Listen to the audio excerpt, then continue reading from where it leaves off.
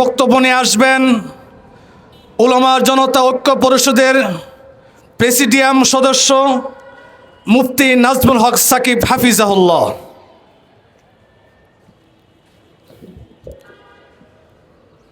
বিসমিল্লাহির রহমানির রহিম। ইন্নাল হামদালিল্লাহি ওয়াস সালাতু ওয়াস সালামু আলা রাসূলিল্লাহ। আম্মা বা'দ ফাআউযু বিল্লাহি মিনাশ শাইতানির রাজীম। ومن أظلم ممن منع مساجد الله أن يذكر فيها اسمه وسعى في خرابها أولئك ما كان لهم أن يدخلوها إلا خائفين لهم في الدنيا خزي ولهم في الآخرة عذاب عظيم। সম্মানিত তাওহীদি জনতা, আজকের সম্মানিত উপস্থিতি, গোটা বিশ্ব আজকে একটি ভয়াবহ যুদ্ধ নিয়ে চিন্তিত।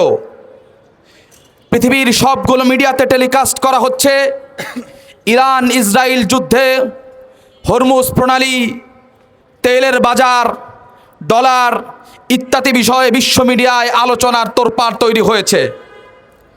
বাংলাদেশের রাজনৈতিক অঙ্গন বিভিন্ন রাজনৈতিক ইস্যু দ্বারা উত্তপ্ত।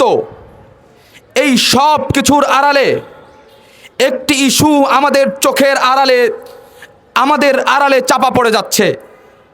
যে ইস্যুটি ছিল আমাদের জন্য অত্যন্ত গুরুত্বপূর্ণ ইস্যু এবং যে ইস্যু আমাদের ইমানের ইস্যু, আকীদার ইস্যু, ইতিহাস ঐতিহ্যের ইস্যু, মসজিদুল আকসা। লম্বা 40 দিন যাবৎ দখলদার জয়নবাদী ইসরায়েলি হানাদার বাহিনী মসজিদুল আকসায় মুসলমানদেরকে প্রবেশ করতে বাধা দিয়ে তাদের সালাত আদায় করার অধিকারকে ক্ষুণ্ণ করেছে। পৃথিবীর হিউম্যান রাইটস বলে কোনো মানুষকে তার ইবাদতখানায় প্রবেশ করতে বাধা দেওয়া এবং তার ইবাদত পালন করতে বাধা দেওয়ার অধিকার কোনো সেনাবাহিনী কিংবা কোনো সরকারের নেই। কিন্তু সব ধরনের হিউম্যান রাইটসকে তোয়াক্কা না করে সব কিছুকে বৃদ্ধাঙ্গুলি দেখিয়ে দীর্ঘদিন যাবৎ ফিলিস্তিনের মসজিদুল আকসাকে মুসলমানদের জন্য অবরুদ্ধ করে রাখা হয়েছে এবং এর আড়ালে হাইকলে সুলাইমানি নির্মাণের ভয়াবহ ষড়যন্ত্র মানব জাতির জন্য বাস্তবায়িত হচ্ছে। আমরা উলামা জনতা ঐক্য পরিষদ এই পরিস্থিতিতে উম্মার এই গুরুত্বপূর্ণ ইস্যুতে আমাদের অবস্থান ব্যক্ত করার জন্য আজকে বাংলাদেশের জাতীয় মসজিদের চত্বরে একত্রিত হয়েছি। আমরা বলতে চাই, মসজিদুল আকসাকে যে কোনো মূল্যে ইহুদিদের হাত থেকে রক্ষা করার জন্য মুসলিম বিশ্বকে ঐক্যবদ্ধ হওয়ার আহ্বান জানাচ্ছি। আমরা আরব বিশ্বের শাসকদেরকে আহ্বান জানাচ্ছি, তারা যেন মসজিদুল আকসার সমস্ত ইস্যুতে ঐক্যবদ্ধ হয়ে জয়নবাদী ইহুদিদের বিরুদ্ধে ভয়াবহ এবং সঠিক পদক্ষেপ গ্রহণ করে। আরও একটি স্পর্শকাতর বিষয় আমাদের সামনে আছে। ফিলিস্তিনের মুসলিম বন্দীদেরকে কোনো রকম সুনির্দিষ্ট অভিযোগ ছাড়া যে কোনো উপায়ে মৃত্যুদণ্ড দেওয়ার আইন পাশ করেছে ইসরায়েলের সরকার।